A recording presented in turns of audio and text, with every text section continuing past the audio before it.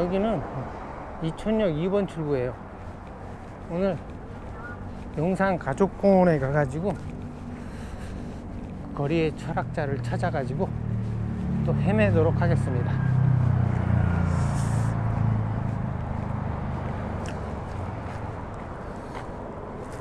제가 이게 거리의 철학자를 찾아 나선 지 지금 7일째예요.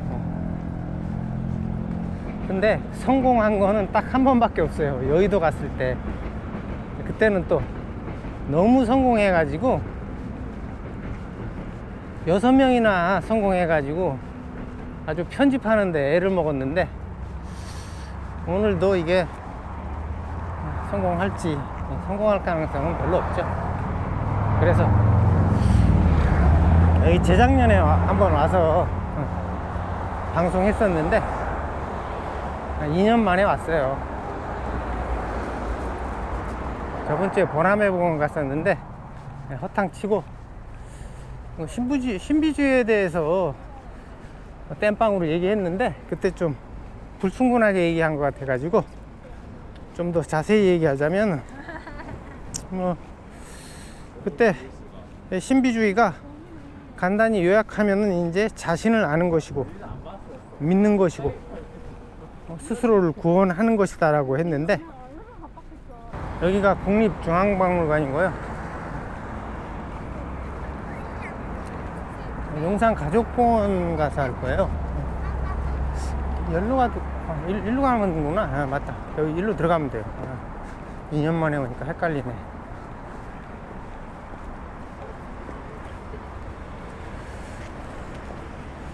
여기서 이제 신비라는 거는 세계의 신비고, 세계가 가진 근원적인 불확실성을 얘기하는데, 이게 불확실하니까 이게 불안하기도 하지만은 이게 가능성도 주죠. 이게 불확실한 거니까 될 수도 있는 거 아니에요. 가능성, 확률은 떨어지지만, 그리고 희망을 주는 거죠. 그래서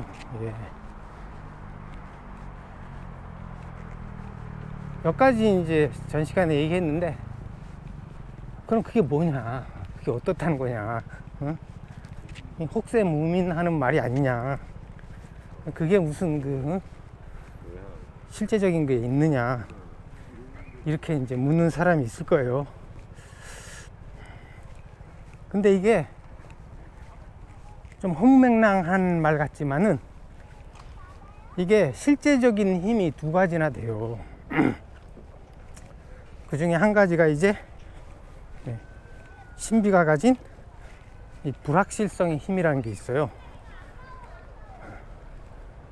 이게 그러니까 아까 세계의 신비가 가진 불확실성이 가능성과 희망을 준다 그랬으니까, 그리고 또 신비주의자는 자신을 스스로 구원하는 주체이기 때문에 주체적으로 행동하면 거기서 이제 자신도 모르는 신비로운 힘이 생겨요.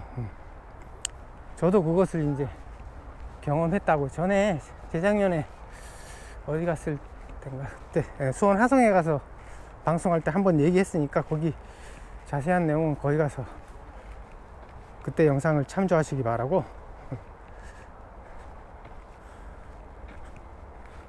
두드리는 자에게는 계속 두드리면 문은 열릴 수밖에 없죠.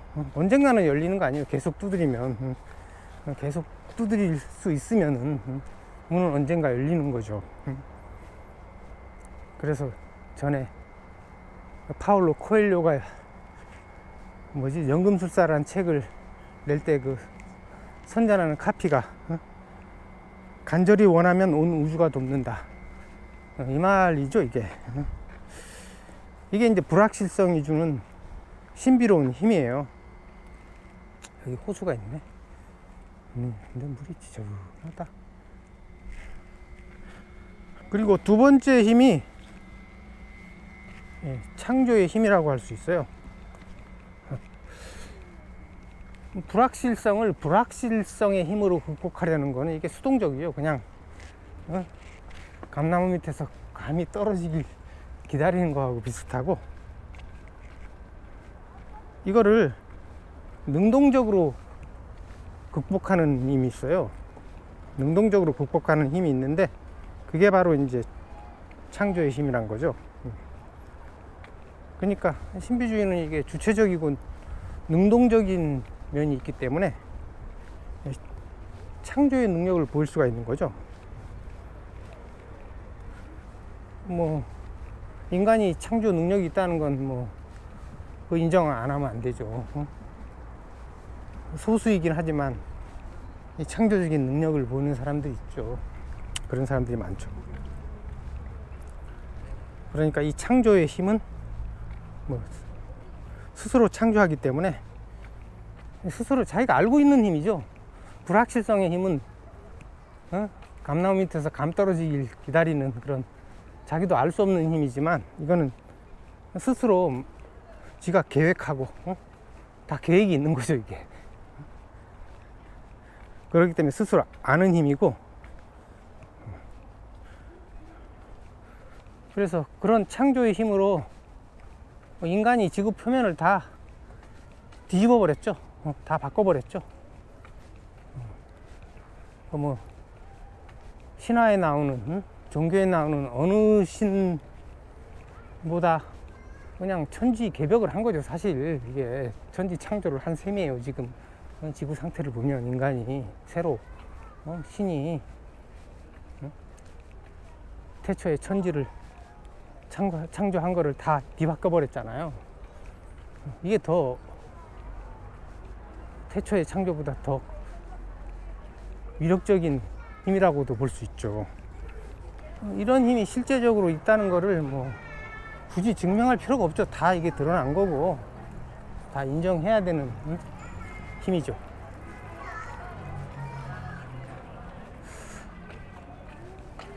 근데 제가 이제 신비주의를 이렇게 간단하게 요약을 했는데, 이거를 더 멋지게 표현한 사람이 있어요.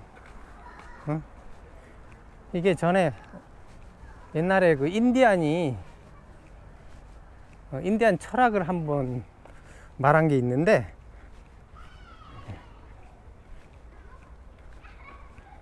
거기서 보면 이제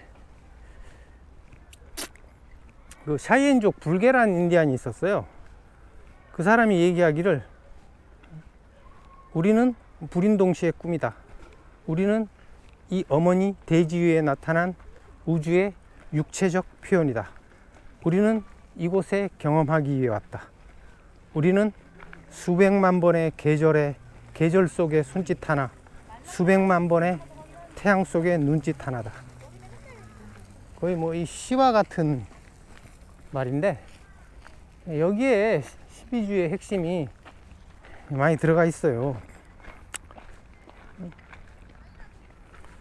뭐 너무 멋진 말이라 가지고 뭐 다시 설명할 필요도 없을 것 같고,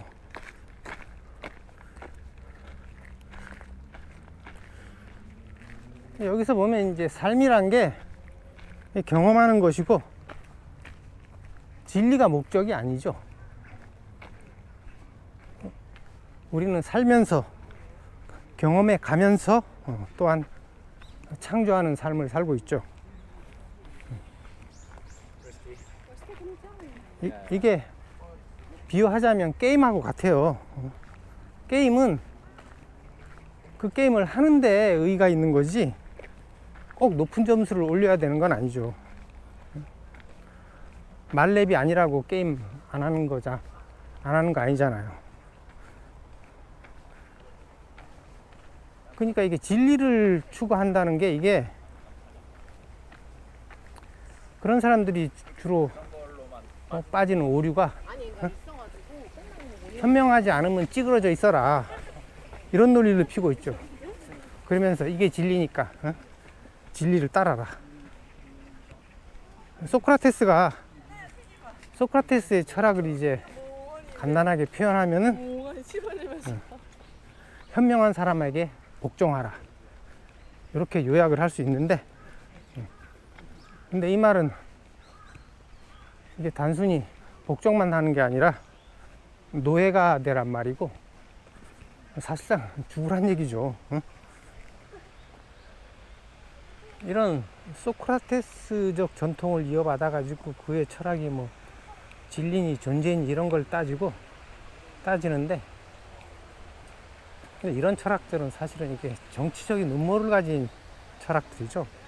이런 건 진정한 철학이 아니고 인디언 이 불교의 말에 이런 게 진짜 철학이고, 여기에는 이제 신비주의적 요소가 굉장히 많이 들어있어요. 여기 폭포, 연못.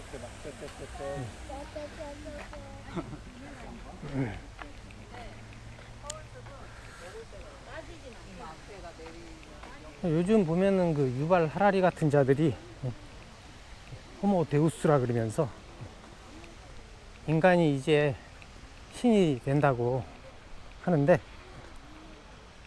신비주의에 따르면 원래 신이 인간이었어요. 제가 방송하면서 계속 강조했지만은 신은 원래 인간이었고, 그걸 그리스 문헌이나 고대 그 사상에서 다 찾았죠. 제가 그 증거를 다 제시했죠. 근데 유발 하라리 같이 이렇게 호모 데우스 이런 거는 인간이 이제 기계를 장착해서 머리에 칩 받고 기계적인 기능을 심어 가지고 물리적인 힘을 증가시켜 가지고 인간보다 더 뛰어난 존재로 만들겠다는 거 아니에요. 근데 이런 걸 이제 트랜스 휴먼이라 그러는데, 이거는 기계지 인간이 아니죠. 진짜 인간들은 잉여 인간이 돼 가지고 이제 전부 다 죽으란 얘기죠. 하라리는 매트릭스를 선전하는 자이지 이게 인간을 위한 게 전혀 아니죠. 이게 이런 기존의 매트릭스에서는 신비주의를 죽이려고 해요. 왜냐하면 신비주의의 그 신비로운 힘이 알려지면은 사람들이 말을 더 이상 안 듣게 되겠죠. 사람들이 이 세상의 주인이 되려고 하지 누가 노예가 되려고 하겠어요. 전부 노예가 되기를 거부하면 뭐 패권 세력들이 더 이상 패권을 유지할 수가 없죠. 그래서 이 사람들이 제일 두려워하는 게 신비주의가 될 수밖에 없어요. 되도록이면 인간의 신비를 부정하고, 이게 이제 인간을 부정하는 거죠. 인간들을 노예로 묶어둬야지 부려먹기 좋고 그들의 패권을 유지할 수 있으니까 그런 것이고, 그래서 이제 인간의 신비를 부정하고 어리석은 존재라고 이제 계속 세뇌를 시켜온 거죠. 여기에 이제 소크라테스를 이용한 거예요. 소크라테스가 하는 소리가 그거죠. 인간이 어리석은 존재라는 걸 강조하죠. 근데 반대로 이제 자신이 가장 현명하다고 이제 신탁에서 자신이 가장 현명하다고 신탁을 내렸다고 이제 그거를 그 신탁을 자신은 믿을 수 없어가지고 사람들을 찾아다니면서 진짜 현명하다는 사람들이 자기보다 어리석은가 그런 걸 확인하러 다녔다는 거 아니에요. 뭐 듣기만 해도 그냥 이게 뻔한 헛소리라는 거 그냥 금방 확 알 수 있죠. 이거는 상투적인 속임수죠.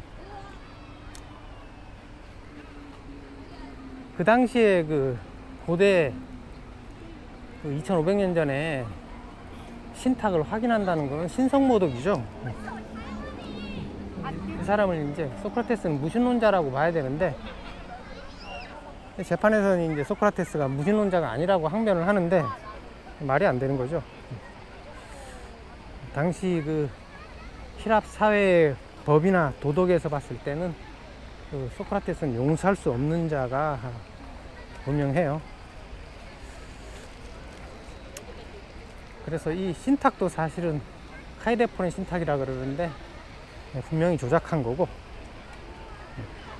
그리고 소크라테스의 모든 그 행태도 이게 플라톤이 쓴 소설이지 이거를 사실로 보기 힘들 것 같아요. 플라톤이 과두제를 공하는 철학을 조작하다가 보니까 이런 소설들을 쓰게 된 거죠.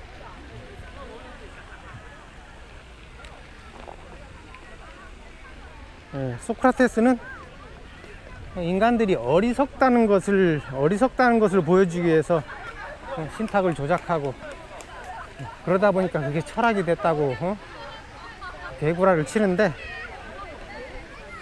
저는 이렇게 거리에 철학자를 찾아다니면서 사람들이 지혜롭다는 걸 보여주려고 해요. 그게 제가 이렇게 사람들을 찾아가지고 헤매는 이유입니다.